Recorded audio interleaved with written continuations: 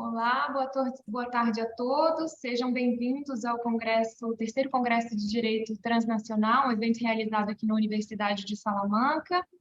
Eu agradeço a participação dos presentes, os que estão online conosco, a organização deste evento incrível que conseguiu abarcar temas tão interessantes e diversificados pela própria natureza e transversalidade da matéria que foram apresentadas nesses 2 dias de eventos riquíssimos.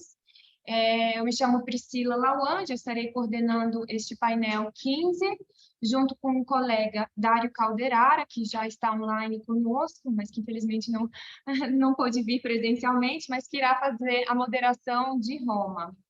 O nosso painel é a dignidade do trabalhador na transição digital, que tem por objetivo estimular esse debate, objetivando identificar teorias de pluralismo jurídico que fundamentem a concepção do Global Law relativas à tutela da dignidade dos trabalhadores na transição digital. Parte da premissa, que essas mudanças significativas que ocorreram nas relações de trabalho, intensificadas com a emergência da pandemia do Covid-19, desestruturaram o direito do trabalho, privando da sua função essencial, que é proteger a parte contraente mais vulnerável, que é o trabalhador. Então, eu vou passar a palavra agora para o Dário, para ele fazer uma introdução, uma breve introdução, depois nós iremos passar a apresentação dos artigos. Sejam bem-vindos a todos. Dário, com a palavra. Allora, grazie a tutti. Innanzitutto mi scuso per il mio mancato portoghese brasiliano e spero che parlando lentamente sia chiaro per tutti. Io ringrazio l'Università di Salamanca e gli organizzatori di questo interessantissimo convegno e noi nel nostro pannello, grazie soprattutto all'aiuto di Priscilla, ci soffermeremo e abbiamo ricevuto diverse istanze e presentazioni di contributi in merito alla dignità del lavoratore.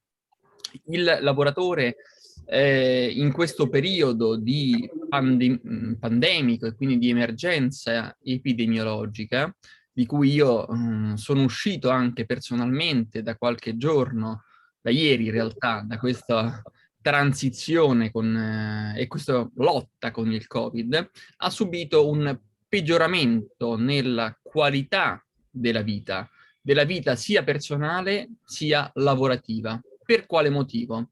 Perché ormai c'è una consuetudine diffusa del lavoratore cosiddetto always connected, cioè il lavoratore sempre connesso. Da che punto di vista?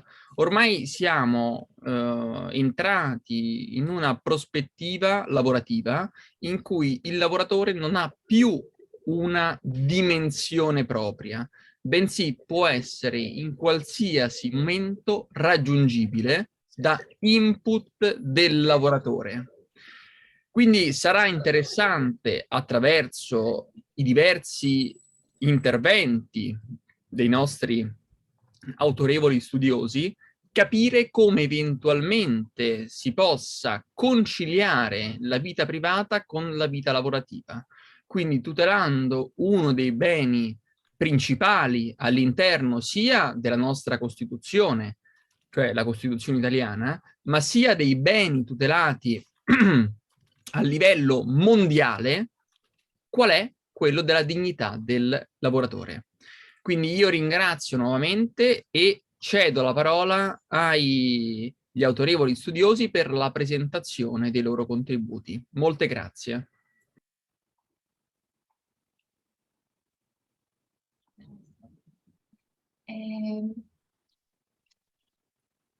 Só para antecipar, nós temos um participante que está aqui em Salamanca e ele pediu a cortesia, a gentileza, se vocês estiverem de acordo, de inverter a ordem, porque ele precisa pegar um trem de volta para Madrid, enfim. Então, nosso primeiro artigo é de autoria do Giovanni Canonica e Marlos Eduardo Faria Losso, Giovanni da Universidade Federal de Santa Catarina e o Marlos da Universidade La Sapienza de Roma. Os autores irão apresentar o artigo intitulado Economia de Compartilhamento e Inovações Laborais, os limites e interseções dos trabalhos de crowdwork e o direito do contratante sob a perspectiva juslaboral e do direito autoral. Marlos, seja bem-vindo. Giovanni está online? Sim. Seja bem-vindo, passo a palavra. Olá, boa tarde a todos que estão aqui em Salamanca, bom dia a todos que estão no Brasil. É um prazer estar aqui fazendo a apresentação desse trabalho de coautoria com o Giovanni Canonica, nosso colega lá no mestrando da UFSC, né? Agradeço a coordenação do evento aqui em Salamanca, aos coordenadores, a Priscila, minha colega lá do doutorado, ao Dário também, um saluto per Dário. E eu fiz uma breve divisão aqui com o Giovanni, né? Eu vou fazer apenas uma pequena introdução aqui sobre o trabalho, para que ele possa fazer uma apresentação um pouco mais detalhada sobre os pontos do artigo. Então, a temática escolhida é uma temática muito relevante, na medida em que aborda alguns aspectos interessantes e novos modelos de negócios, de interação e comunicação entre as pessoas, como inclusive o Dário comentou, né, praticamente full time aí a comunicação, né, de economia de compartilhamento, e também, principalmente, novas formas de trabalho. Dentre elas, destacamos o crowdwork, a qual o colega Giovanni vai explicar um pouquinho melhor. Essas novas formas de trabalho já vêm sendo adotadas em várias partes do mundo, em vários países, inclusive no próprio Brasil. Todavia, carece de regulamentação. Essa é uma pequena introdução que eu gostaria de fazer e passo a palavra ao Giovanni. Boa tarde, colegas, tudo bom? Aqui bom dia, na verdade, aqui em Florianópolis, bom dia, acho que vocês têm boa tarde já. Bom, primeiramente eu gostaria de agradecer ao Iberojur, né, parabenizar pelo evento, em nome do Dr. Fábio, pelo excelente evento, realmente, todos os trabalhos são de altíssimo nível, que enobrece ainda mais a participação desse evento. Saúdo aos moderadores, Dr. Dário e a doutora Priscila, ao colega Marlos, pela parceria e pelo apoio que me foi dado. Em relação ao artigo, a primeira conclusão que chegamos, que é até bastante óbvia, as formas de utilização de bens e serviços, assim como a maneira de acesso a esses, passaram por mudanças significativas sobretudo nas duas últimas décadas, né? De maneira que elas não podem mais ser pensadas como eram pensadas antigamente. Então, essas inovações e as relações disruptivas, elas são oriundas desse novo momento, e assim como os novos modelos de negócios são suscitados e não podem mais ser freados, né? E é nesse ponto que a economia de compartilhamento ela acabou se caracterizando como mais um termo de justificação desse novo momento das relações sociais, né? Essa aproximação de indivíduos, ainda que de forma remota, gerou uma nova maneira de interatividade, e na outra ponta, o liberalismo econômico está em amplo crescimento. Então, nesse embate entre uma proposta de sociedade e economia compartilhada e o capitalismo neoliberal, há um constante tensionamento, né? E fatalmente pendendo para o lado do capital, né? E o trabalho sobre o crowdwork de work é um ótimo exemplo disso. Dois pontos são importantes nessa modalidade de trabalho. Primeiro, relativa à relação laboral entre o contratante e o contratado. Depois, sobre quem será o detentor de direitos sobre essa obra criada pelo trabalhador, né? E foi sobre isso que esse artigo se debruçou, né? Bom, o trabalho de crowdwork, ele está intimamente ligado à economia de compartilhamento, né? E não se tinha em mente essa nova perspectiva de mundo quando a economia de compartilhamento foi desenhada lá em meados da década de 90. A ideia era de frear o consumismo exacerbado. Essa é a ideia da economia de compartilhamento, pelo menos à época, né? E o consumo colaborativo trazia melhores respostas e esperança de um futuro menos voltado para o capital. E o que é o crowdwork em si? Bom, o contratante, em linhas bem gerais, aciona um trabalhador por meio de uma plataforma para que esse realize tarefas bem específicas.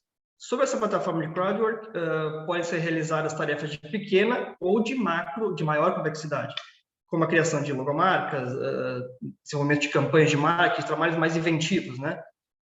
E a prestação de serviço sobre a plataforma de crowdwork, que se enquadra nesse conceito de trabalho colaborativo, ela traduz um novo modelo de relação de trabalho, né? E isso não está somente vinculado ao trabalho remoto ou autônomo, mas, sobretudo, a forte precarização que esse trabalho tem.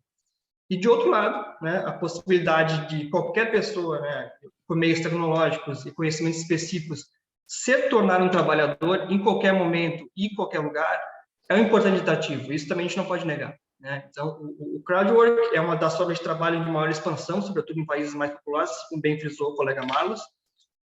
Então, ele não é um fenômeno temporário, decorrente da pandemia do Covid. Já é o consolidado, né? E a relação que o estudo focou foi o trabalhador de crowdwork e a empresa contratante de serviço de alta especificidade e complexidade. E, de fato, esse é um cenário real e bastante usual na economia criativa e de compartilhamento, quando o contratante ou a empresa terceiriza o processo inventivo, em especial em áreas de criação de marca, de marketing, de produto, e essa relação de contratante e contratado, ainda que essa relação seja objeto de exploração, e que concerne ao capital e à força de trabalho, né, dificilmente ela vai ser enquadrada como uma relação de emprego. Sobretudo porque a análise tradicional dos requisitos essenciais para o vínculo de emprego, trazendo para a legislação trabalhista brasileira, não se aplica ao trabalho de crowdwork, né? Tendo como base o modelo jurídico tradicional, a conclusão mais óbvia e bastante rasteira é de que a relação de crowdwork e o solicitante contratante é de prestação de serviço.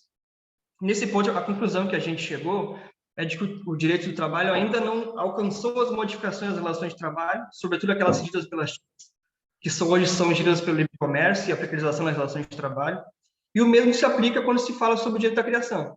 A legislação atual, aqui falando da legislação brasileira, de lei de marcas e patentes, lei de software, lei de direitos autorais, não traz segurança ao trabalhador criador, sobretudo sob a justificativa de que ele foi contratado e pago para realizar aquela obra, enquanto o direito não é dele. Então, a economia de compartilhamento, chegando ao fim, que num primeiro momento foi pensada para funcionar em contrapeso ao capitalismo desenfreado, em certos momentos, ao que parece, ela caminha juntamente com o capitalismo, ou em melhor análise, ela acaba sendo empurrada pelo capitalismo desenfreado, né? E novamente, a gente conclui que o capital e o liberalismo são mais fortes na relação, dando espaço para essa precarização, que acaba sendo travestida de autonomia, travestida de liberdade que, na verdade, não há, né? E assim, esse é um breve resumo sobre o estudo realizado. Espero que nesse curto espaço a gente tenha conseguido passar uma breve análise, ou pelo menos deixado a vocês curiosos sobre o artigo que vai ser publicado.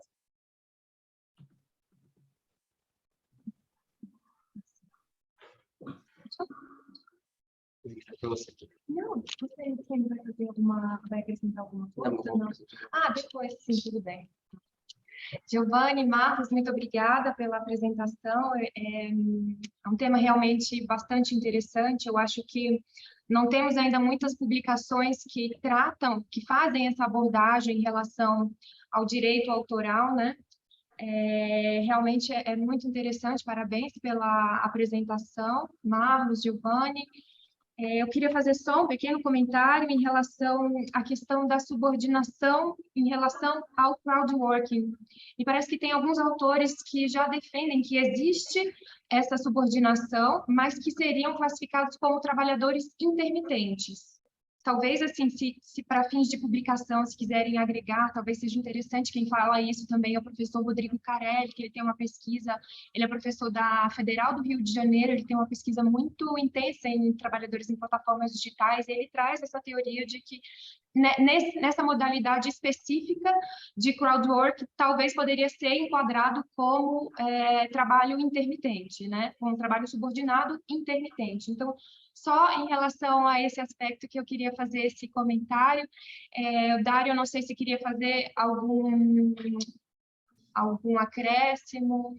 Allora, ho trovato innanzitutto molte grazie Giovanni, perché è stato molto interessante il tuo intervento e mi ha permesso un po' di capire anche come si sta svolgendo. Se ho ben capito c'è anche una pronuncia del Tribunale di Rio de Janeiro molto recente, ma vorrei capire, c'è un elemento determinante per capire eventualmente il lavoratore su piattaforma se è un lavoratore subordinato o è un lavoratore autonomo? Cioè abbiamo un elemento utile per poter dire sicuramente stiamo parlando di lavoro subordinato o eventualmente affrontiamo il lavoro autonomo. Perché noi all'interno del nostro ordinamento in Italia non abbiamo uno strumento certo per determinare questa distinzione. Il legislatore è intervenuto, ma è intervenuto, come hanno sostenuto molti autorevoli autori, in maniera tale da creare un cortocircuito, cioè un problema non risolvibile facilmente, ma attraverso l'interpretazione degli operatori giuridici. Non so se sono stato chiaro nella domanda, spero di sì, ho visto che hai annuito, quindi spero un minimo che sia stata chiara, oppure chiedo l'aiuto di Priscilla per tradurre. Grazie. Giovanni, entendeu, Marcos? Sim. Com certeza. Sim. Sim, ainda há uma carência, no Brasil também há essa carência de legislação e a gente acaba ficando com a doutrina e com a jurisprudência que acaba gerando uma insegurança tanto do trabalhador quanto do empregador, né? Sim. Eu gostaria de aproveitar também as colocações do Dário, né? E mencionar um ponto que até não foi abordado no nosso trabalho, mas na leitura, algumas vezes, do artigo e também na nossa participação aqui no evento em Salamanca, muito se discutiu sobre a necessidade de proteção social do trabalhador, né? Ou seja, o trabalhador de plataforma, de crowdwork, se ele não for enquadrado, se a saída dele não for o enquadramento como um vínculo de trabalho subordinado, como a Priscila comentou, a ideia de ser um intermitente, né? Se ele ficar sem qualquer tipo de proteção, ele deixa de ter contagem de tempo para aposentadoria, se ele sofreu algum tipo de acidente, ele não vai ter proteção. Então, é uma grande preocupação, inclusive no Brasil, o nosso país, em que aproximadamente metade dos trabalhadores estão na informalidade, ou seja, são trabalhadores que estão alheios à proteção social. Então, era só esse o meu complemento. Muito obrigado. Obrigada. Obrigada, Marcos. Obrigada, Giovanni. Ao final, eu vou abrir um espaço, caso os que estão aqui presentes ou os que estiverem assistindo online quiserem fazer alguma pergunta, vamos deixar um espaço ao final para fazer esses debates. Então, eu vou seguir com a apresentação dos artigos.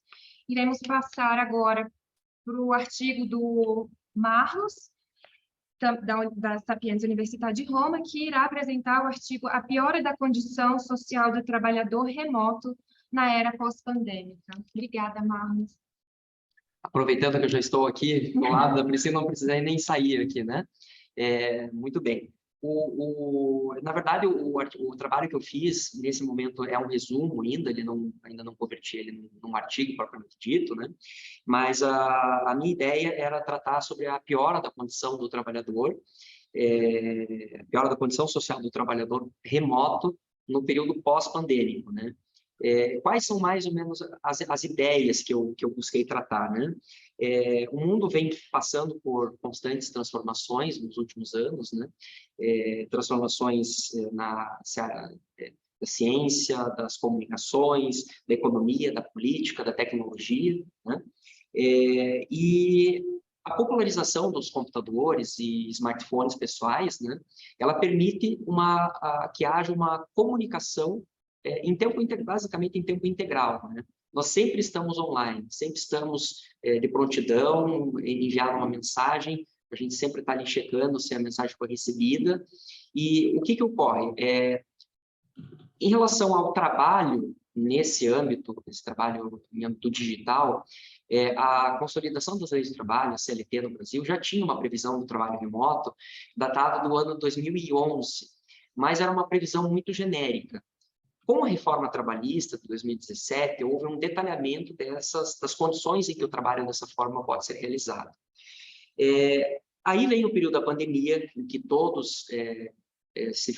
a população se vê obrigada a ficar restrita em suas residências, né, fechada por questões de diminuição de contágio, enfim, do Covid, e o trabalho passa a ser desenvolvido nesse ambiente digital. Algumas empresas já tinham até migrado um pouco, antes da pandemia, né, para um ambiente digital, um ambiente compartilhado, mas o trabalho era realizado de forma presencial, ou seja, o trabalhador acessava um sistema, esse sistema era compartilhado com os demais colegas de trabalho, e por ali que se desenvolvia as atividades. Com a pandemia, tudo foi realizado, passou a ser realizado em um âmbito diferente, ou seja, no âmbito fora do estabelecimento empresarial, ou seja, na casa do trabalhador. Eu me recordo, inclusive, de ler algumas reportagens na época da pandemia e que me chamou muito a atenção. Grandes empresas passaram a divulgar uma informação dizendo que estavam fechando seus escritórios, independentemente do resultado da pandemia, se a pandemia ia demorar para acabar ou não. Naquele momento em que tinha essa discussão, né, quando que vai acabar, né, a gente sabe que as coisas tomaram um rumo diferente, porque estamos convivendo com essa pandemia, voltando à normalidade com a pandemia, mas as empresas disseram que estavam fechando seus escritórios, que o custo de aluguel era muito alto, que essa nova forma de trabalho estava dando certo, e que havia muitos pontos positivos para o trabalhador. Por exemplo, ele poderia estar em contato com seus familiares, ele poderia gerir melhor o seu tempo, não perderia tempo em deslocamento, ele poderia usar uma roupa mais confortável, enfim, foram apregoados diversos benefícios para o trabalho remoto, sob o ponto de vista do empregador. E, naturalmente, o trabalho remoto realmente propicia isso, né? Propicia até uma certa liberdade, entre aspas. Contudo, não podemos deixar de ter em mente que a empresa tem por foco o lucro. O lucro de um lado, aumentar o lucro, e de outro, diminuir as suas despesas. E, olhando para esse contexto, nós temos o trabalho executado de forma remota, potencializado pela pandemia. Então, qual foi o desenrolar do raciocínio que eu tive para escrever esse resumo? É que o trabalhador passou a ter alguns problemas adicionais quando desempenhava o trabalho de forma remota. Como até o colega Giovanni mencionou, né, seria uma aparente liberdade, uma aparente autonomia do trabalhador que está em casa, por mais que nesse caso seja um trabalhador, estou falando de um trabalhador subordinado com vínculo de emprego. Porque o ambiente de residência dele, que era um ambiente onde ele iria descansar, estar com sua família, passou a ser uma extensão do escritório, do seu ambiente de trabalho. Então, provavelmente ele está executando a sua atividade profissional da mesa da sua sala, usando a sua própria energia elétrica, a sua própria internet, ou usando um cômodo, um quarto na sua própria residência, e ali passou a ser um ambiente de trabalho. Com isso, ele está sujeito a vamos dizer, uma ruptura daquele momento em que terminou o trabalho, né? Então, agora o trabalhador vai entrar no seu horário de almoço, o trabalhador vai terminar a sua jornada e se desconectar. Só que no trabalho remoto não é isso que se vê.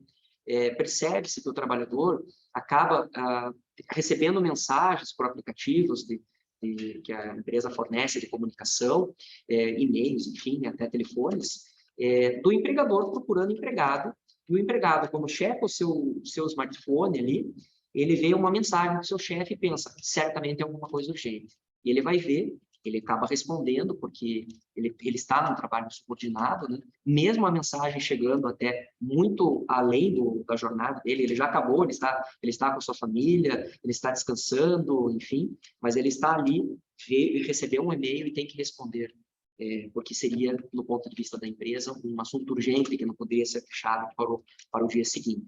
Mas o que se percebe é que esses assuntos que são tratados fora da jornada de trabalho, eles poderiam ser deixados para o dia seguinte, sem qualquer tipo de problema.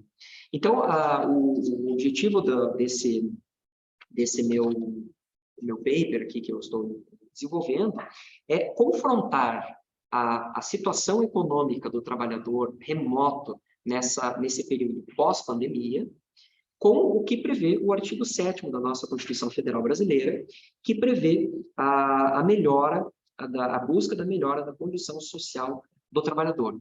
Não podemos esquecer também que muitas das alterações que foram feitas na legislação do trabalho remoto, inclusive durante a pandemia, por meio de medidas provisórias, elas tiveram por objetivo flexibilizar o cumprimento de requisitos legais, ou seja, até em detrimento do próprio trabalhador, que acaba tendo que aceitar as condições.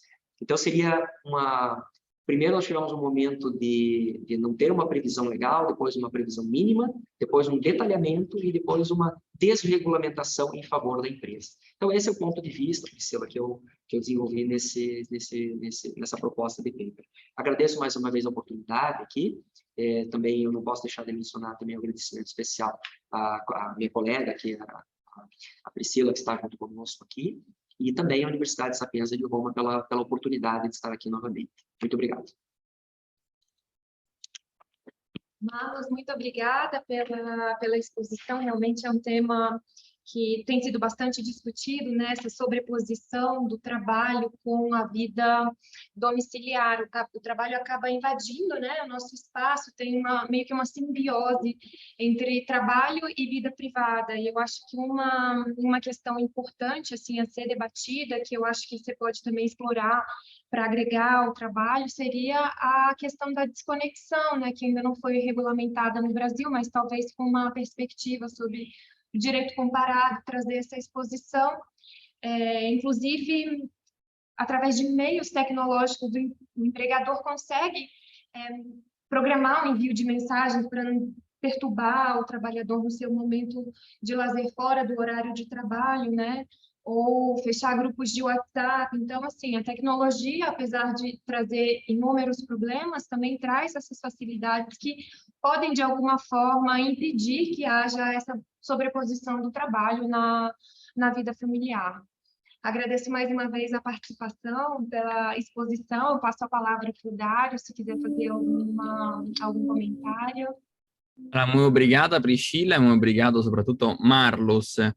Molti complimenti per la tua esposizione, perché penso che in relazione, in seguito alla mia introduzione, tu hai cercato in maniera specifica di rispondere al problema e alla questione che io ho posto inizialmente sul tema della dignità e sull'interazione che la stessa ha con la vita privata e la vita lavorativa dello stesso lavoratore. Vorrei però capire, perché ti sei soffermato su un passaggio sulla disconnessione che deve essere operata dal lavoratore durante il suo iter.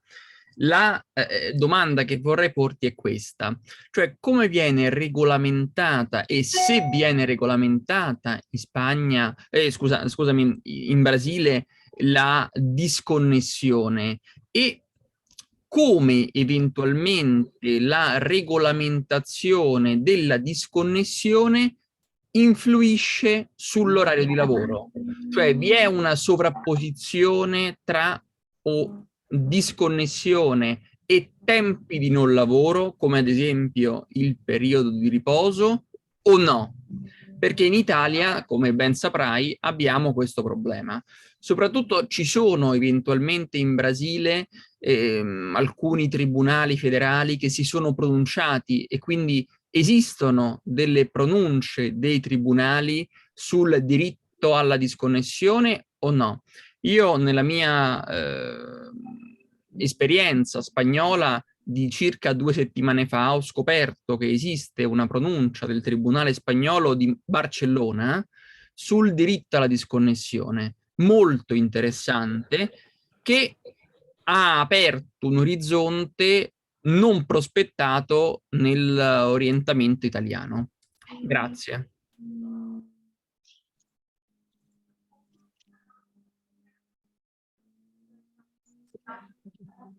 AGP? Grazie Dario per suo... Não, se for para que não pode? Per sue parole su questo tema. O direito à desconexão é um tema que merece ainda muito debate, né? Existe uma discussão no direito ao trabalho brasileiro, por exemplo, o trabalho remoto, em que se admite o trabalho subordinado, que não tem um horário fixo do trabalho, mas sim o trabalho seja realizado por tarefa. Então, eu penso que, inclusive, uma das medidas provisórias tinha essa previsão, que o contrato pode ser por jornada, por tarefa, enfim. Então, nós temos que ter muito cuidado com a quebra do controle de horário, porque aí sim vai ficar mais difícil o direito à desconexão, porque nem o empregado vai saber exatamente qual é o limite dele, até onde ele está trabalhando ou não está trabalhando, né? Então, é um tema que eu agradeço a contribuição sua, Dário, da Priscila também, né? E eu já anotei aqui, certamente a gente vai fazer uma abordagem um pouco mais profunda sobre esse tema que é tão intrigante mesmo e que precisa de regulamentação. O empregado não pode ficar full time à disposição do empregador, né? Muito obrigado. Obrigada, Marcos. Grazie, grazie. Vamos passar agora para o próximo artigo. Dario, você quer fazer a apresentação? Dario, vuoi fare la presentazione del prossimo? Perché è italiano.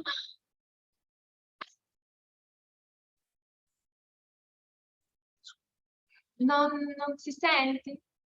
Aspetta, avevo il microfono chiuso. Allora, il prossimo paper viene presentato da Maria Eugenia Londero De Geroni, spero di averlo pronunciato in maniera corretta, e è un articolo molto interessante, un paper molto interessante perché racchiude al suo interno le tematiche dei rapporti di lavoro in rapporto alle disuguaglianze. Viene focalizzato lo studio sulla qualità della vita e sulle interazioni sociali che vengono prodotte all'interno del rapporto di lavoro. La domanda su cui l'autrice cerca di soffermarsi e di valutare ed effettuare una ricognizione è eventualmente sulla possibilità di ridurre la servitù nella rivoluzione digitale, basata su che cosa? Sull'eventuale dignità del lavoratore. E il paper si focalizza su alcuni obiettivi specifici, su come eventualmente la servitù nella rivoluzione industriale, la cosiddetta rivoluzione 4.0, possa eventualmente condizionare il lavoratore all'interno del posto e del luogo di lavoro, nella sua interazione nel rapporto. Io prego quindi di prendere la parola e di esporre il paper, salvo che Priscilla non voglia aggiungere qualcos'altro. Grazie. Não, no momento não, eu aguardo a apresentação, se tiver algum comentário, irei fazer ao final. Muito obrigada, Maria Eugênia, pela participação e passo a palavra. Mi chiamo Maria Eugenia Londero De Geroni. Come ricercatrice di diritto costituzionale è una soddisfazione partecipare, ma anche è una sfida parlare del diritto del lavoro per eccellenti ricercatori. Ci scusiamo per il possibile rumore che c'è una costruzione di fronte a casa mia. Ringrazio l'organizzazione del Libero Jour come i moderatori e coloro che stanno guardando la mia presentazione di persona o online. Lo studio ha considerato le relazioni di lavoro e la disuguaglianza per costruire la qualità di vita e della vita sana, con la osservazione sul lavoro nella rivoluzione digitale. Si è pensato come si può ridurre la servitù nella rivoluzione digitale basata sulla dignità del lavoratore. Verranno parlate solo le linee generali dell'articolo. Il futuro del lavoro, l'uso delle tecnologie nella rivoluzione digitale sono osservati nella specificità della mancanza di preparazioni che può produrre la disoccupazione, la mancanza di cambiamenti per il futuro e su cui deve basarsi sulla dignità osservata in Husserl, anche nello studio di Klaus Schwab ed altri autori analizzati, ma che per tempo non saranno commentati. La proposta è stata studiare la preparazione come nord del lavoro e con queste osservazioni si poteva pensare sulle opportunità, sulle partecipazioni e sulla realtà del diritto nel mondo globalizzato. Come si è osservato nell'articolo di Piffer e Cruz, penso che sia questo, per questo essere necessario osservare il fenomeno della transnazionale per pensare alla qualità del vita, ma anche pensare le questioni nazionali e le necessità del paese. Il rapporto tra l'uomo e la macchina è molto importante per affrontare la servitù e per sviluppare un cammino per la libertà nel lavoro, con la necessità di pensare nella servitù, sulla dipendenza, sulla diseguaglianza, sulle esclusioni, basati sui dati che mostrano la realtà dei paesi e l'accesso alle necessarie tecnologie, come i dati della regione nord del Brasile e il libro di Pippa Norris. Fondamentalmente il rapporto tra la relazione del lavoro e la servitù del lavoro nella rivoluzione digitale è analizzata con la mancanza di preparazioni, come dimostrano Magalhães e Coutinho. È necessario che si pensi nelle persone nel futuro, ridurre la servitù con la preparazione per il lavoro, ma anche per questo è necessario osservare il diritto transnazionale.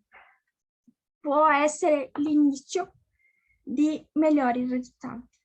La libertà è vista nelle condizioni opposte della servitù, con la preparazione e con la questione di che non ha l'inevitabilità che parlano alcuni autori, è solamente una scelta di continuare a produrre mancanza di preparazioni e di continuare in un cammino di esclusione che non possono andare avanti. Non può ancora essere considerata una battaglia persa, mentre c'è ancora lavoro da fare. C'è tempo per cercare di gestire le possibilità e formare le persone. Questo è il primo lavoro che ho presentato in italiano.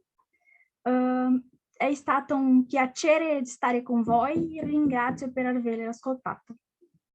Grazie molte Maria Eugenia.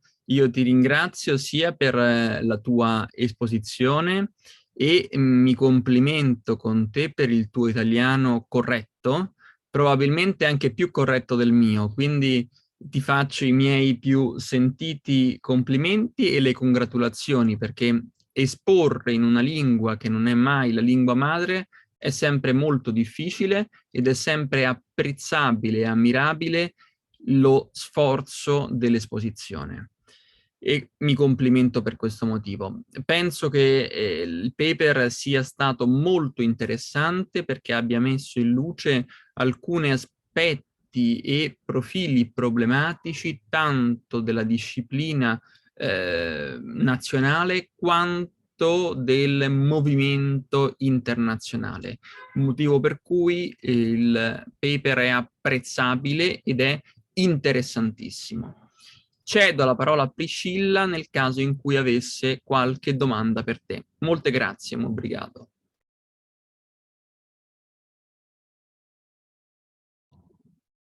Maria Eugênia, parabéns pelo artigo, realmente é muito interessante. Eu gostei muito desse diálogo que você fez, né, com aquela obra do Laboete sobre a servidão voluntária, né, que ele se refere à perda do desejo de liberdade, uma vez que ele considera que os homens, enquanto neles houver algo de humano, só deixam se subjugar caso eles sejam forçados ou enganados. Eu acho que aqui, no caso, acontece os dois. O primeiro, que eles são forçados por não ter nenhuma outra alternativa de obter um sustento, e enganados também porque tem um discurso de serem autônomos, de serem empreendedores. Então, eu acho que esse diálogo que você fez com essa obra é bastante interessante. Tem uma obra também do sociólogo Ricardo Antunes, que faz essa abordagem. Ele publicou um livro que se chama O Privilégio da Servidão, que é o novo proletariado de serviços na era digital, e que ele retrata a realidade desses trabalhadores, que eu acho que pode agregar também à sua pesquisa. E eu acho que você toca num ponto que é central, que é inclusive o mote, né, do nosso congresso, é como tutelar esses trabalhadores de uma forma global, né? Para além das fronteiras, da soberania, né, de cada estado, e considerando também as diferenças locais. Então, eu acho que esse questionamento que você faz no seu artigo, ele é muito interessante. Não sei se você gostaria de expor um pouco, assim, o que você pensou como solução, o que você acha que seria interessante nesse sentido. Se você quiser fazer algum comentário em relação a essas considerações, eu abro para... Te devolvo a palavra para qualquer consideração. Muito obrigada.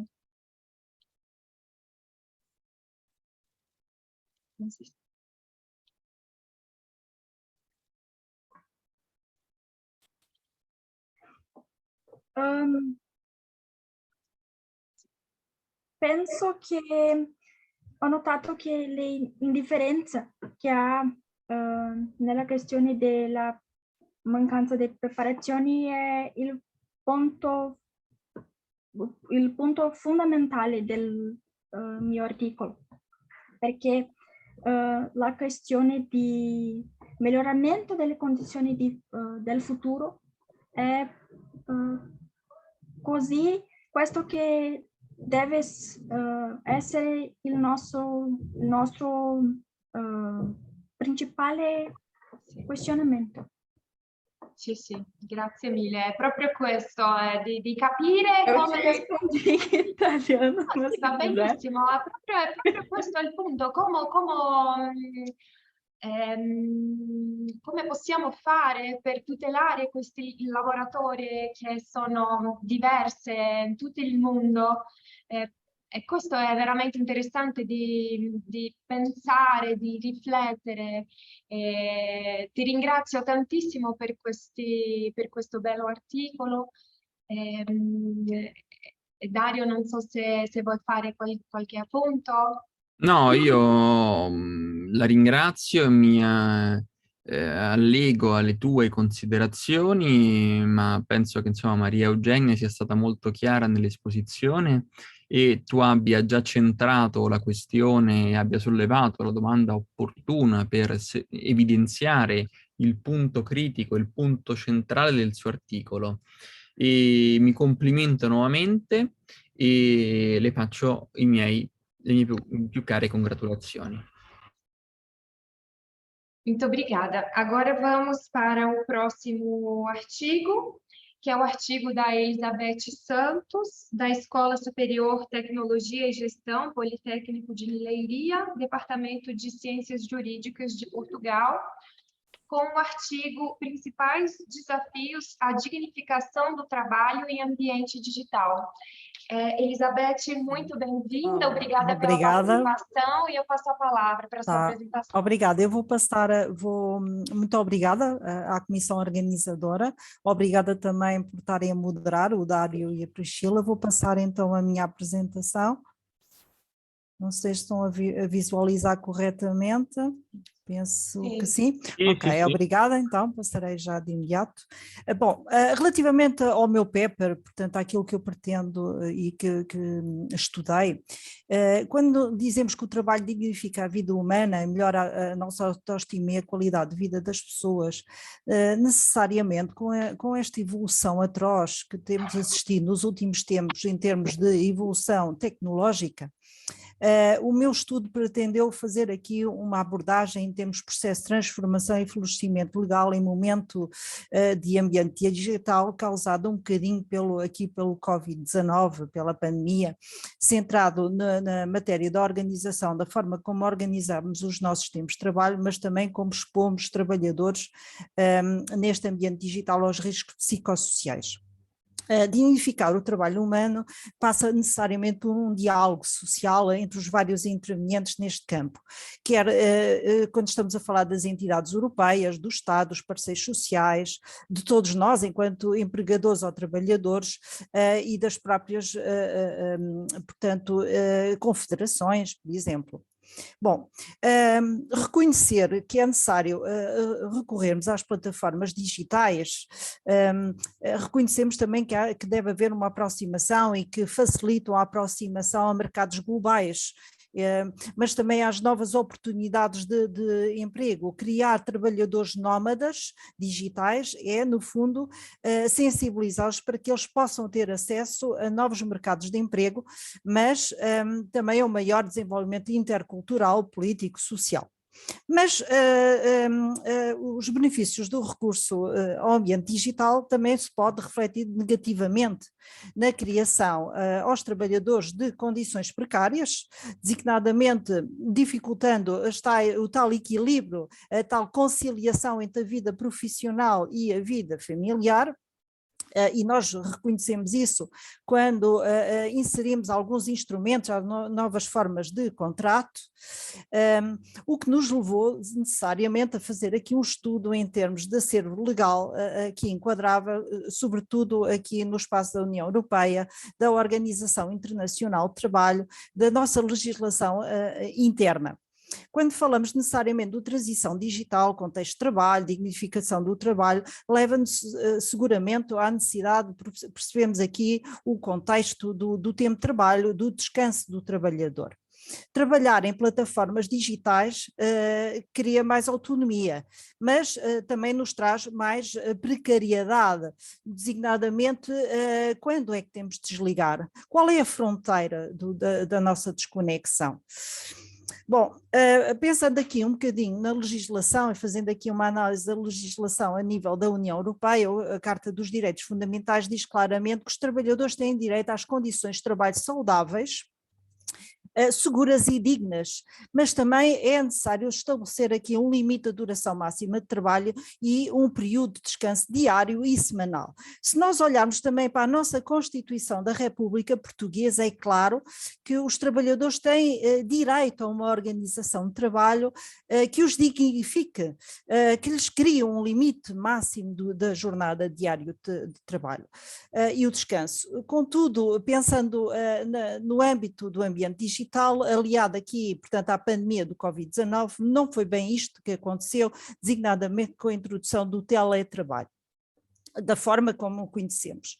As novas formas de trabalho trouxeram também uma grande exposição aos riscos profissionais. Riscos estes são, no fundo, identificados como os grandes desafios contemporâneos para a segurança e saúde.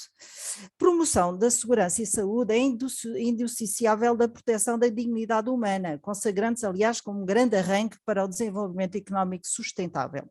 Falar em isolamento social é, no fundo, evitar, portanto, criar condições precárias aos trabalhadores.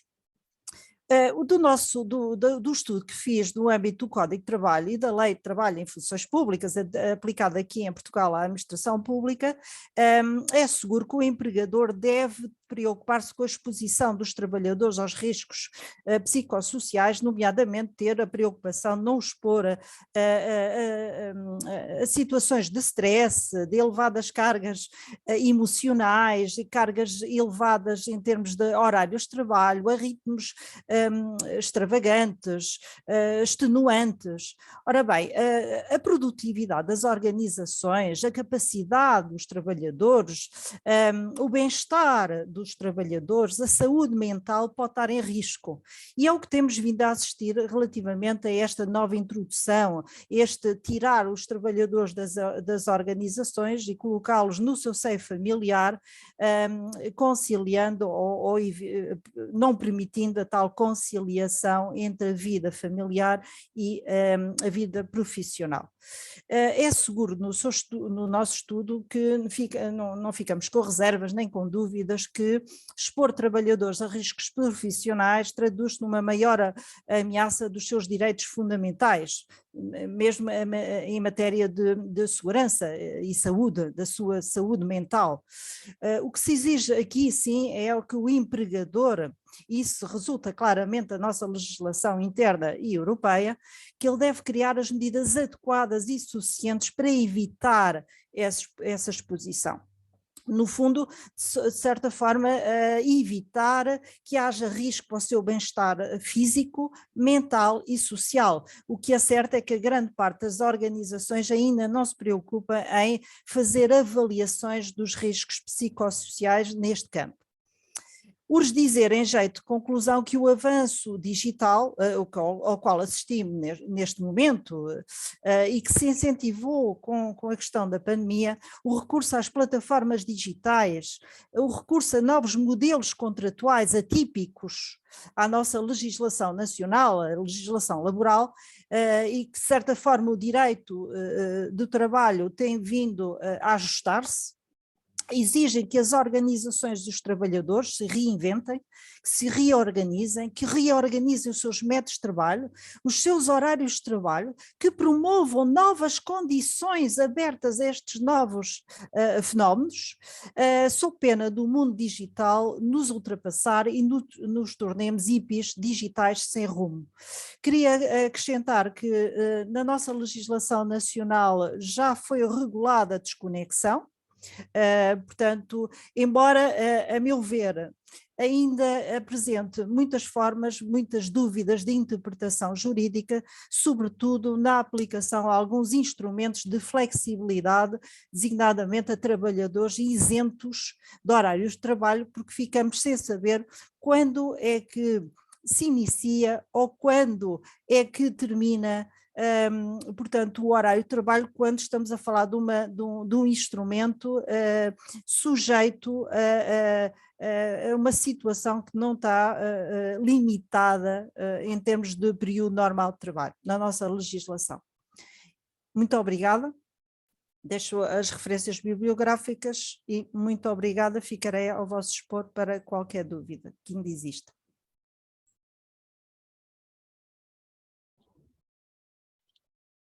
Professora Elizabeth, muito obrigada pelo artigo, pela brilhante exposição. Eu acho que trata de uma forma muito interessante os riscos que estão associados, né, à questão da transição digital e principalmente se tratou do trabalho em plataformas, do teletrabalho em domicílio. No Brasil, infelizmente, quando a gente fala em teletrabalho domiciliar, a nossa legislação excetua esse trabalho de um controle de uma jornada. Então, na verdade, a gente não tem pagamento de horas extras, não tem um horário estabelecido para que ele desenvolva as atividades. Isso pode acarretar, inclusive, esses riscos de sobreposição que foram muito bem explicitados. Eu acrescento também que, nessa última conferência da Internacional do Trabalho, da OIT, a proteção à saúde e segurança no trabalho foi considerada como um dos princípios fundamentais, juntamente com o da liberdade sindical, eliminação do trabalho forçado, eliminação do trabalho infantil e discriminação do trabalho do emprego.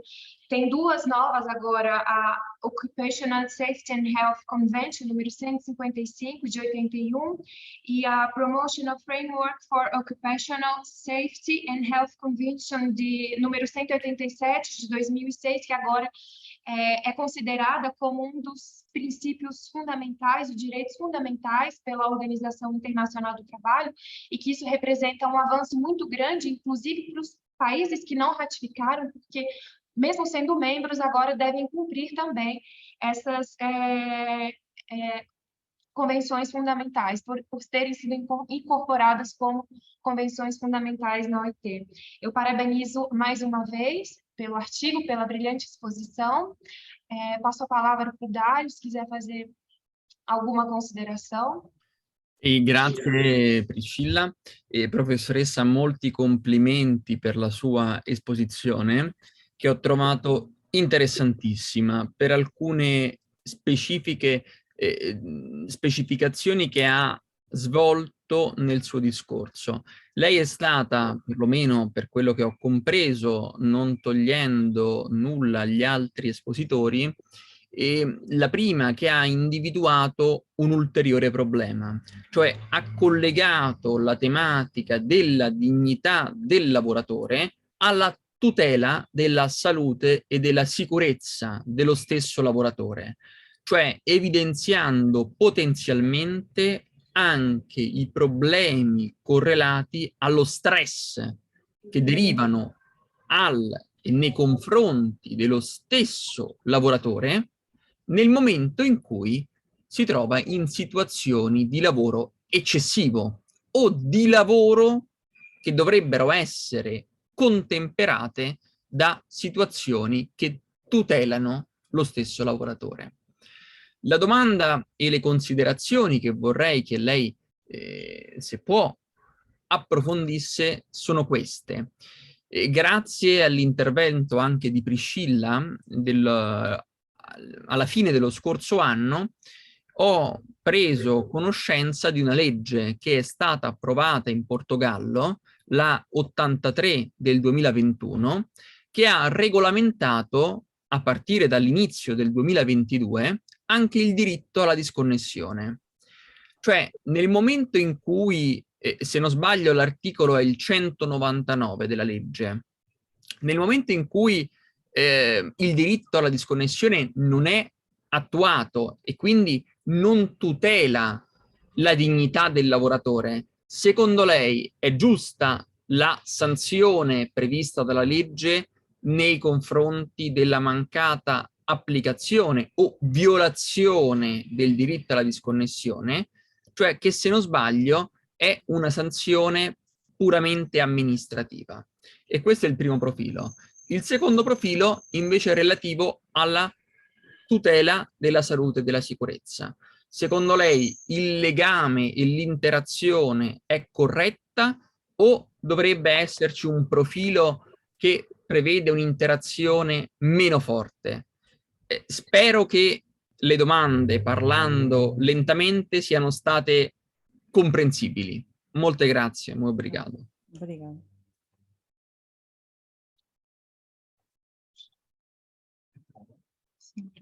Elizabeth, Não sei se eu não se percebi precisa bem. que faça uma tradução, não sei se conseguiu. Sim, seria melhor.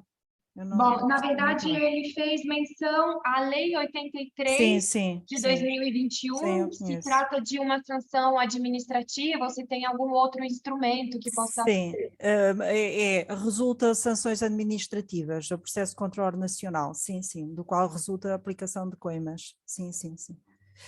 Há algumas dúvidas relativamente à aplicação e interpretação deste diploma, que eu não fiz neste paper porque farei noutra apresentação, noutro congresso.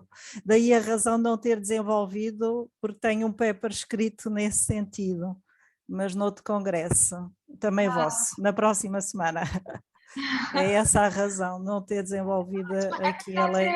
Era uma curiosidade mesmo de entender um pouco mais a legislação portuguesa, porque tem legislação brasileira, a italiana, a portuguesa, então deixa a curiosidade para o próximo seminário. Portanto, o congresso vai haver em Coimbra, de Direito Público, onde eu vou fazer uma intervenção com o artigo já aprovado neste âmbito, sobre a Lei 83 de 2021 e as controvérsias que têm, as problemáticas à luz desta lei. Ok. Professoressa, se è pronto il paper, può inviarcelo per avere anche conoscenza e perché sarebbe molto interessante approfondire il tema. In Grazie. realtà, Dario, lei deve ancora presentare, non ha Ainda não presentato. apresentei. Ainda No, não está. io, se ho ben capito, lo deve presentare entro la prossima settimana, però se lo presenterà, insomma, quando sarà pronto, sarebbe interessante averlo. Questo Sim, era sim, il sim, sim, senso. claro, claro, claro. Grazie. Sim, tá, graças. Muito obrigada, professora. Vamos seguir agora com o nosso trabalho. Teremos agora a apresentação do artigo das autoras Raquel von Rodenhoff e Samantha Mendonça Lins Teixeira, da Unicinos, do Brasil, e Universidade de Las Palmas de Gran Canaria, Espanha, que irão tratar do direito dos empregados à saúde mental na era do teletrabalho domiciliar, em busca da dignidade do empregado à luz da legislação brasileira. Sejam bem-vindas, Samantha, Raquel. Olá, bom dia. Eu passo a palavra para a apresentação de vocês. Olá, bom dia. Bom dia no Brasil, né? Boa tarde para vocês aí na Espanha. Gratidão por podermos estar compartilhando desse momento, né, de construção de aprendizado, de construção de conhecimento. Eu sou professora na Unicinos, no programa de pós-graduação, e a Samantha é minha orientanda, né? A gente começou a trabalhar juntas esse ano. Sou professora na graduação de Direito do Trabalho, então todas as apresentações de vocês me alimentam bastante para a gente continuar nessa luta, né, de todos e de todas, né, por conta de melhores condições, né? Eu mesmo estava aqui com vocês, mas estava numa outra reunião ao mesmo tempo, então a questão do teletrabalho tem gerado essa situação para a gente também, né? Muitas vezes não é a gente que consegue controlar as agendas, elas vão caindo, né? Então, eu vou tomar a liberdade de compartilhar com vocês alguns slides e a Samantha vai conduzir, né, essa apresentação. Só um momentinho, por favor. Enquanto isso, aproveito para dar bom dia, boa tarde a todos, cumprimentá-los, doutor Dário, doutora Priscila, todos os panelistas aqui presentes, e também a minha orientadora, a professora Raquel. Prazer estar ao seu lado. Vocês estão vendo a apresentação? Sim. Sim? Sim, sim. Samantha, então é contigo. Vou fechar o meu áudio e vou ir passando. Tá, ok. Obrigada, professora, mais uma vez. Nós resolvemos fazer esses slides apenas para esquematizar melhor nossa apresentação, organizar melhor nossas ideias que trouxemos no artigo. Acho que fica um pouquinho mais fácil de visualizar. Então, o título já está aí na tela, nossos nomes também, como já foi dito pela doutora Priscila, e eu vou pedir à professora para poder passar o próximo. Então, a gente apresenta inicialmente o nosso tema, eu achei bem legal, porque dialoga bastante, obviamente, com a pesquisa de todos os senhores, mas senti muita afinidade com as pesquisas do Dr. Marlos e da doutora Elizabeth, então fiquei muito contente de ouvir as palavras ditas por ambos, sobretudo. E a gente traz, então, tratando um pouco do tema que já foi trazido pelos colegas, mas com esse enfoque, né, no direito à saúde mental dos empregados, sobretudo pela forma, como também já foi citado, sob a qual o teletrabalho foi regulamentado pela legislação brasileira, ali por meio da Lei 13.467 de 2017, que é o que institui a chamada reforma trabalhista aqui no nosso país, o Brasil. E traz, segundo nossa análise e hipóteses que levantamos, fatores de risco, né, os riscos também que já foram citados aqui neste painel, para o adoecimento mental. É importante falar que esse artigo é um recorte da minha pesquisa para a dissertação do mestrado, orientada então pela professora Raquel, como ela disse, e lá na pesquisa da dissertação do mestrado, a gente faz um recorte mais profundo para analisar a questão sob o ponto de vista do gênero, a situação das mulheres trabalhadoras. Mas para esse artigo a gente acreditou que ia ficar um pouco extenso, né, muito extenso, na verdade, então reduzimos para falar somente do direito fundamental à saúde mental dos empregados de forma geral.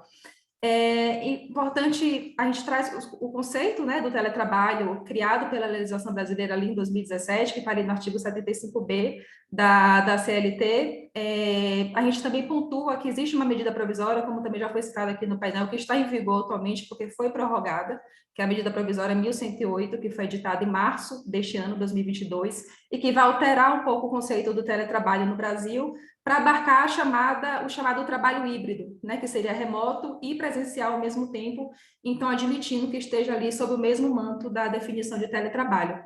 A gente traz também no artigo que é importante diferenciar que teletrabalho não é home office, embora a gente dê no artigo esse recorte para análise do teletrabalho domiciliar, ele não se confunde com home office, né, como muitas vezes a gente gosta de chamar e tratar como se fossem sinônimos, mas não são, uma vez que o home office muitas vezes pode envolver trabalho manual, e aí já descaracteriza o teletrabalho pela sua própria natureza de uso de vias telemáticas, informatizadas, etc. E também no home office pode acontecer trabalho autônomo, você quer existindo uma relação empregatícia, então também não se enquadraria no manto do teletrabalho. Pode passar, professora. E aí a gente levanta alguns problemas, né, que justificam ao mesmo tempo a nossa pesquisa e trazem uma certa inquietude, que estão resumidos nestes itens. A gente traz a questão da regulamentação no artigo 62 da CLT, que foi também, como já citado, inclusive pela professora Priscila, que dispensa o controle de jornada destes teletrabalhadores, o que vai trazer uma série de problemas, tirando o direito ali a uma jornada máxima, né, que é um direito fundamental dos empregados. A gente traz também a questão do artigo 75E, que também foi inserido na nossa norma trabalhista brasileira por meio dessa lei de 2017, e que tenta excluir a responsabilidade do empregador por eventual acidente de trabalho. Então, é outro ponto que a gente considera bem problemático e acho importante trabalhar, porque ele desconsidera completamente a hipossuficiência do empregado, né? Colocando que bastaria ali ao empregador um dever de instrução dos empregados quanto às normas de saúde e segurança do trabalho, e o empregado, então, assina o termo de responsabilidade, como se dando uma ciência de que está a par das normas, e se esgota aí a responsabilidade do empregador, né? Deixando o empregado, então, numa situação de completa vulnerabilidade. Atrelado a isso, a gente traz também uma inquietude que é relacionada a diversos dados coletados em pesquisas que revelam o aumento do adoecimento mental dos empregados no Brasil. E aí, no próximo slide, a gente traz alguns dados importantes. Pode passar, professora. O próximo. Isso. Alguns dados importantes, alarmantes, inclusive, por exemplo, né, a OMS, que diz que a depressão é o principal causa de problemas de saúde no mundo e de incapacidade também, e coloca o Brasil como país das Américas como o número 1 ali de casos, e o segundo das Américas, na verdade, o primeiro da América Latina e o segundo das Américas. Pesquisas também mostram, e aí são dados já do INSS, que é a nossa Previdência Social brasileira, que a depressão é o segundo motivo dos afastamentos do trabalho e a terceira maior causa de concessão de auxílio-doença acidentário, que é aquele auxílio que é deferido quando existe uma doença relacionada, causada pelo labor, ou seja, uma doença realmente ocupacional, decorrente do trabalho.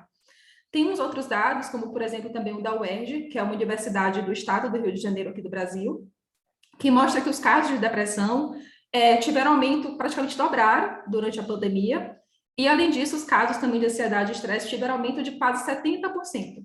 E, na pandemia, como também já foi falado, um momento em que aumentou a adoção do teletrabalho no nosso país, né? Seja pela regulamentação ali que já existia na lei de 2017, que instituiu a reforma trabalhista, seja pelas medidas provisórias que foram editadas nesse período de pandemia e que permitiram que o empregador alterasse a modalidade dos contratos dos empregados sem qualquer autorização, né? Passando do regime presencial para o regime telepresencial.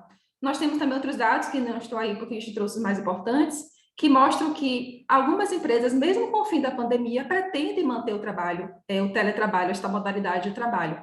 Então, se abre um cenário que é muito preocupante, né? Juntando tudo isso, a gente consegue pensar em algumas situações de risco que caracterizam justamente essa modalidade de trabalho. Já foi citado pelo professor Marlos, eu não vou me alongar, essa confusão entre os afazeres domésticos e profissionais, e que assolam, sobretudo, as mulheres, né, que por fatores sociais e culturais são vistas como responsáveis pela execução das atividades domésticas. A gente pondera também que o lar médio brasileiro é um lar pequeno, não existem cômodos separados, não existem muitos cômodos, então é impossível que a pessoa que está no teletrabalho, muitas vezes, tenha um ambiente propício, isolado, para executar suas atividades.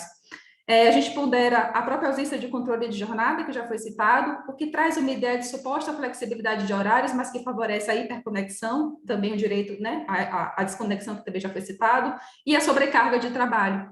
A gente sinaliza também para a possibilidade de ocorrência de práticas relacionadas ao assédio moral, como uma forma de controle do empregador sobre as atividades do empregado, sobre a sua produtividade. E a gente não pode esquecer, como a gente não esqueceu também no artigo, de citar o contexto neoliberal no qual estamos inseridos, né, que reflete também na nossa sociedade aqui no Brasil e que coloca o empregado nessa situação de empresa, né, para os dizeres aí de Dardot e Laval, naquela famosa obra A Nova Razão do Mundo, de empresa de si mesmo. Então, que valida uma exploração não só por parte do empregador, mas também uma autoexploração. Pode passar, professora. No artigo, a gente traz um breve parêntese, como não poderia deixar de ser, sobre as aparentes vantagens do teletrabalho, mas que a gente entende que, neste contexto, na forma em que foi regulamentada esta modalidade de trabalho, essas vantagens não compensariam, então já foram citadas também, não vou repetir, as vantagens para o empregador, como redução de custos, vantagens para o empregado, né, também redução de custos, porque evita aí gastos com deslocamento, com alimentação na rua, permitindo também o maior convívio familiar, dentre outros fatores, e fatores também benéficos para a própria sociedade, né, como a redução da poluição, é um fator também importante que a gente cita no nosso artigo. Pode passar, professora. E aí a gente faz alguns questionamentos e busca responder, né, no artigo, né, como garantir, então, diante desse cenário, o direito à saúde mental dos trabalhadores no teletrabalho, né, sobretudo o teletrabalho domiciliar, que traz características muito peculiares e muito próprias. E aí a gente começa pela investigação. Existe tal direito à saúde mental? Porque o nosso ordenamento jurídico aqui no Brasil não fala expressamente de saúde mental. Fala, obviamente, do direito à saúde como um direito fundamental. A gente cita os artigos da nossa Constituição Federal que validam, como artigo 6º, artigo 7º, artigo 196 também, 196 da Constituição Federal. E aí a gente reflete que não há, embora o ordenamento não fale expressamente de saúde mental, não há como pensar a saúde sem pensar no aspecto mental e psicológico, né, considerando apenas sob o ponto de vista físico. E aí a gente reflete também a partir disso, quais medidas, então, que podem ser adotadas pelo empregador para garantir, para efetivar na prática este direito, que é fundamental e também um direito humano. Pode passar, professora.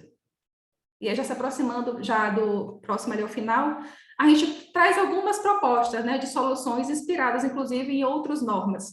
E aí a gente tem o Guia Prático pelo Trabalho da OIT, a Organização Internacional do Trabalho, que acho que pode ser importante norte para a implementação de práticas pelos empregadores, como, por exemplo, quando sugere um maior contato, que deve haver um maior diálogo entre empregador e empregado, para justamente permitir que se crie esse espaço de conexão e de diálogo, de troca, para, inclusive, investigar como anda a saúde mental deste trabalhador.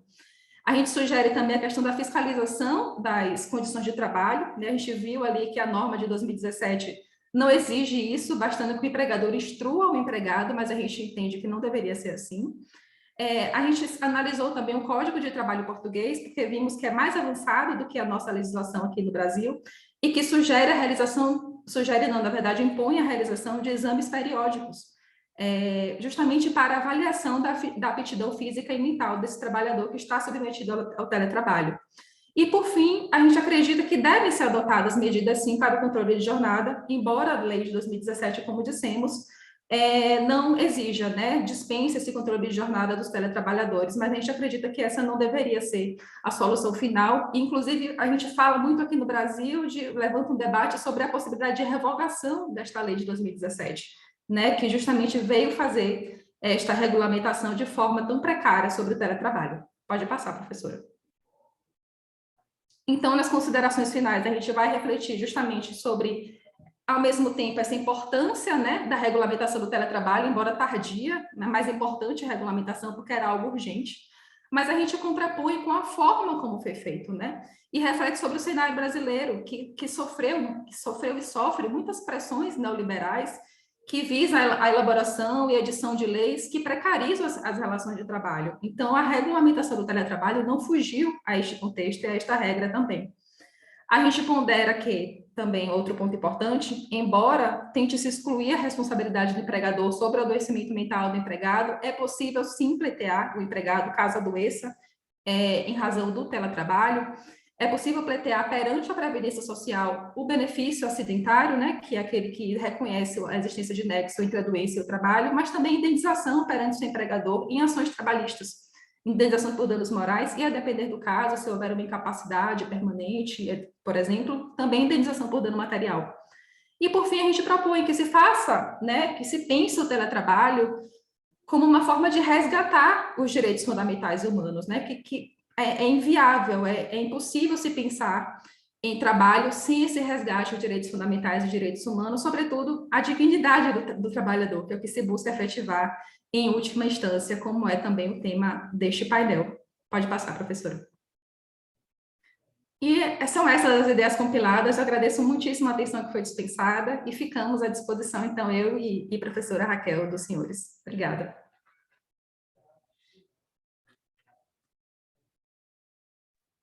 Obrigada, Samantha, pela excelente apresentação. Eu devolvo a palavra também. Muito obrigada, Raquel, Samantha, pelo artigo que é muito interessante, está muito bem escrito, e também pela brilhante exposição que vocês conseguem tratar de uma forma muito didática a nossa legislação brasileira, fazendo a distinção entre home office, teletrabalho domiciliar.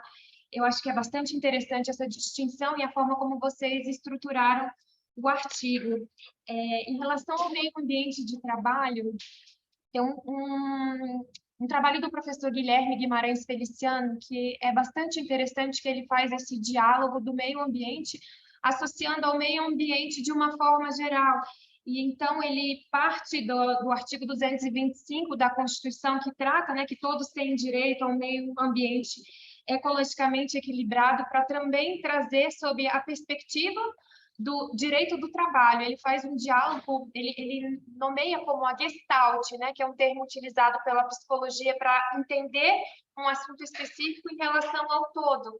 Então, é interessante esse diálogo que ele faz do meio ambiente do trabalho com o meio ambiente de uma forma mais geral. Eu também acrescento aqui os comentários que eu fiz no artigo anterior em relação a essa nova...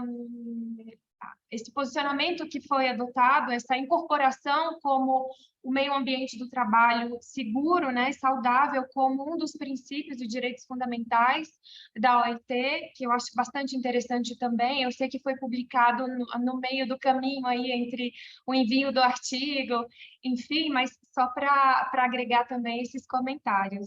Parabenizo mais uma vez pela brilhante exposição, pelo artigo. Passo a palavra agora para o Dário, se quiser fazer algum comentário, e depois a gente abre um espaço para iniciarmos os debates e a discussão. Allora, molto obrigado, grazie per la tua esposizione, per l'interessante proposta.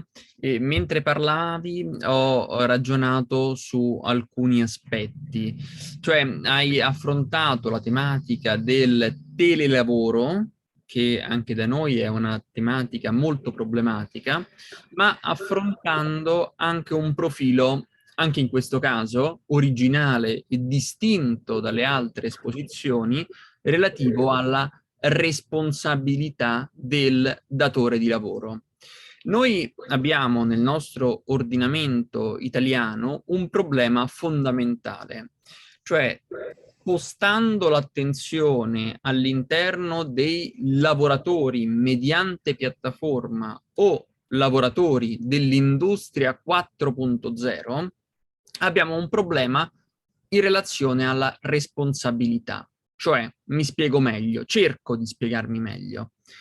Quando i lavoratori utilizzano strumenti digitali, quindi nel processo di transizione digitale, si può avere delle ipotesi in cui gli stessi lavoratori utilizzano degli strumenti prodotti dall'intelligenza artificiale che vengono regolamentati da un algoritmo.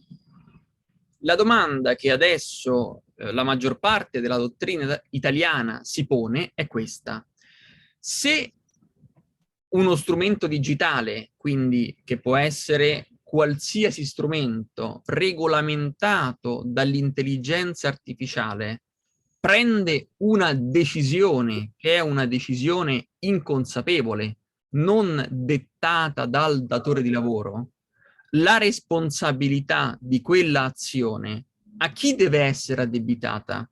La domanda che faccio è questa.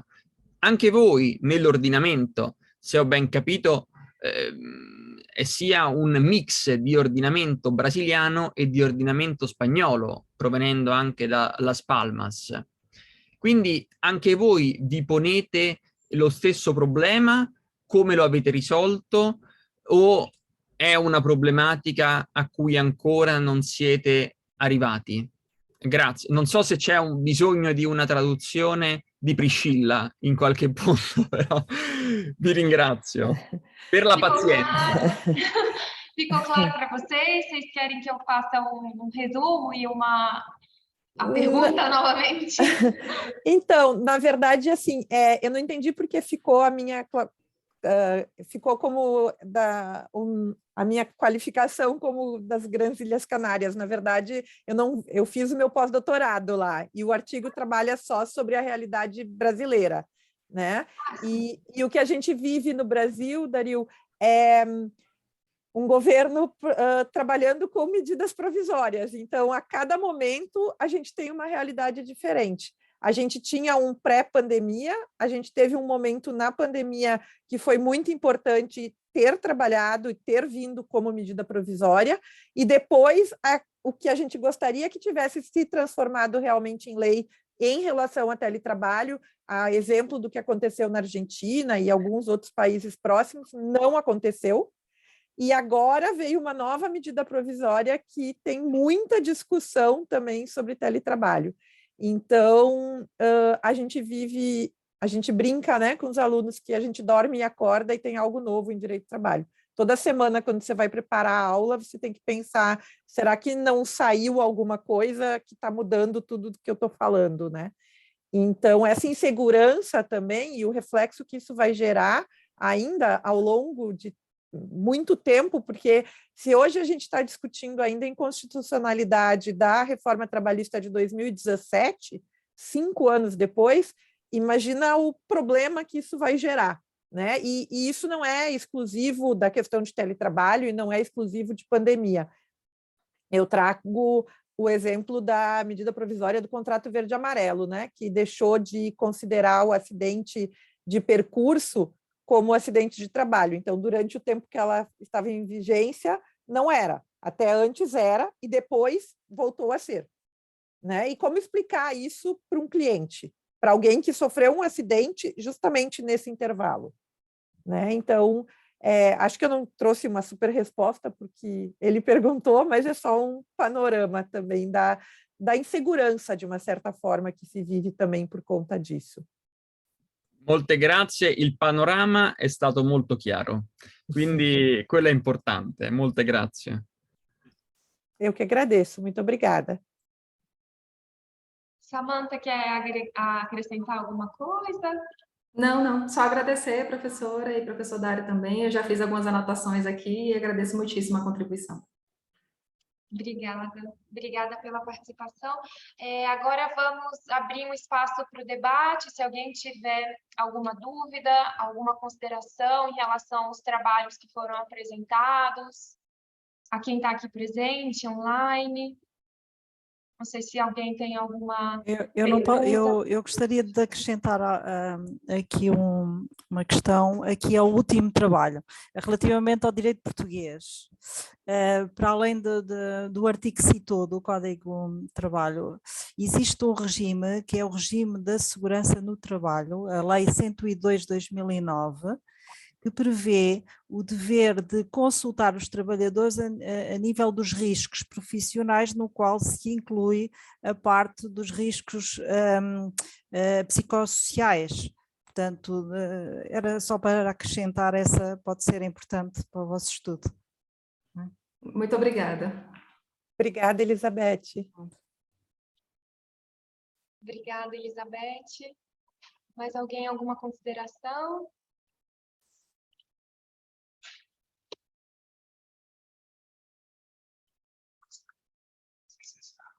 Bom, eu acho que podemos encerrar agora o painel. Queria agradecer todo mundo, a todos os participantes, a todos os autores pelas contribuições que foram feitas, pelas apresentações que foram belíssimas, muito interessantes. Agradeço mais uma vez a participação de todos. E, Dário, se quiser falar alguma coisa antes de encerrar nosso painel.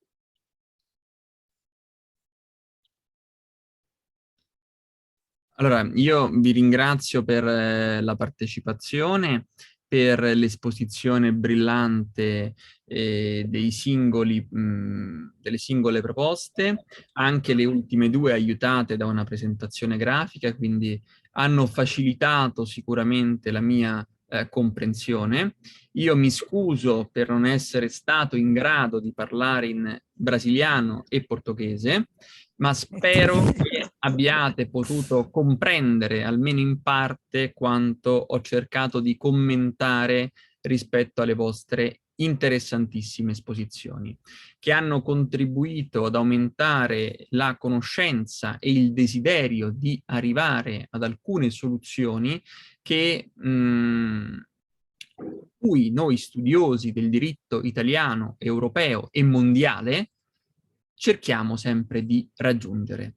Io vi ringrazio per la partecipazione e vi faccio moltissimi e vivissimi complimenti per le vostre esposizioni e per l'organizzazione che dobbiamo principalmente a Priscilla.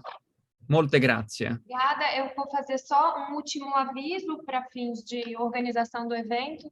O prazo de vocês para o envio do artigo completo foi prorrogado, então vocês têm 45 dias a contar de hoje para enviar os artigos para uma posterior publicação. Agradeço a todos mais uma vez e declaro encerrado o painel, parabenizando a todos os participantes. Muito obrigada. Tá. Obrigada. Obrigada também, foi um prazer. Mi raccomando, rispettate il termine dato da Priscilla, per favore. Molte grazie. Muito obrigada. Muito obrigada. Muito obrigada. Tchau. Obrigado, tchau. Ciao.